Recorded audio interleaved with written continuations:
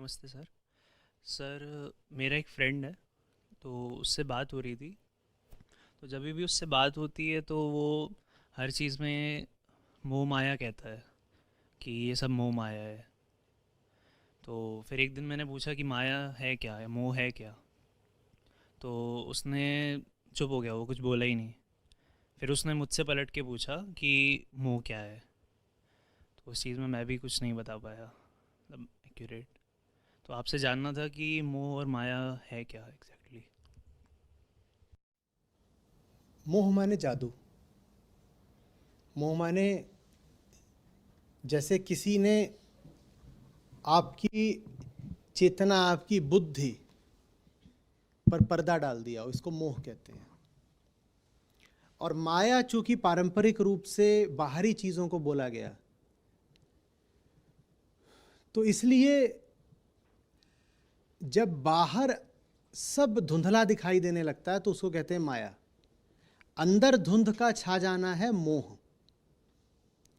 मोह है मन पर धुंध का छा जाना, जैसे किसी को नशा हो गया हो। मोह माने एक आंतरिक नशा, भ्रम की स्थिति, मन पर धुंध का छा जाना, जैसे किसी को नशा हो गया हो। मोह माने एक आंतरिक नशा, भ्रम की स्थिति, एक अचेतन आंतरिक स्थिति, इसको कहते हैं मोह। Charm, delusion.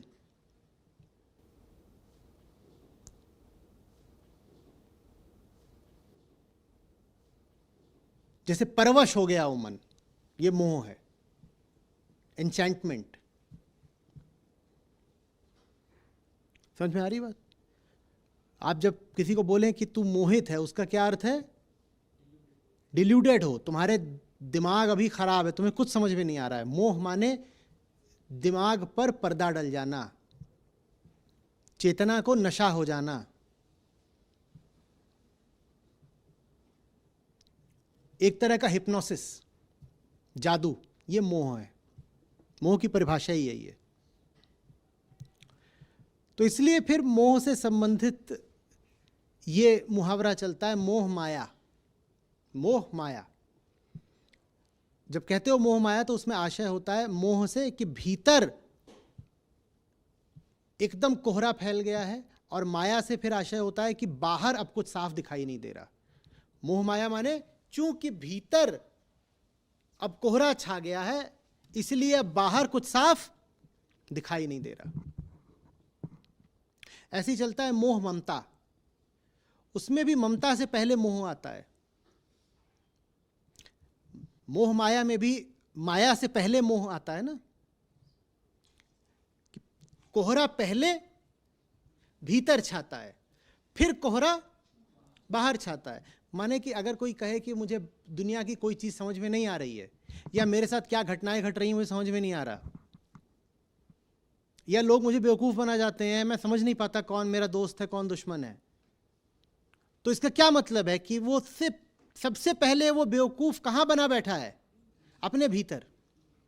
चूंकि तुम अपने भीतर मूर्ख बने बैठे हो पहले से, इसीलिए दुनिया वाले तुम्हें बार बार आके मूर्ख बना जाते हैं। कोई बोले बाहर के सब लोगों से मेरी लगातार लड़ाई ही चलती रहती है, तो इससे क्या पता चलता है? कि वो अपने भीतर किसी संघर्ष में उलझा हुआ है। मोह पहले, फिर वैसे ही मोह पहले फिर ममता। तो मोह माया बोलेंगे, मोह ममता बोलेंगे। माने शुरुआती गड़बड़ क्या है? मोह। मोह पहली गड़बड़ है। मोह पहली गड़बड़ है। चार्म्ड हो जाना, किसी चीज का जादू चल गया आप पर, यह मोह है। आपका मन आपका नहीं रहा, यह मोह है।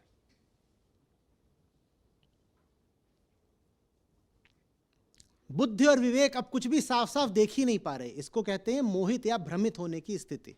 मोह माने भ्रम। अब कुछ पता नहीं चल रहा, तो मोह पहले आता है। अब मोह के साथ फिर ममता क्यों जुड़ती है? क्योंकि ममता का मतलब होता है किसी बाहरी चीज को अपना मान लेना, कह देना मम। किसी बाहरी चीज को अपना मान लेना। तो जब मोह ममता कहा गया तो उसमें आपको सीख संदेश ये दिया गया है कि जब तुम्हारा दिमाग खराब हो जाता है ना, माने मोह, सिर्फ तभी तुम में ममता आ सकती है। बिना मोहित हुए ममता संभव ही नहीं है। बिना विक्षिप्त हुए, पागल हुए ममता आएगी ही नहीं। ममता का मतलब है ऐसी चीज को अपना मानना जो तुम्हारी है ही नहीं। तुम्हारी कोई चीज नहीं है इस दुनिया में। आप बोलते हो मम देह, ये देह तक आपकी है नहीं, तो और कौन सी चीज आपकी होगी?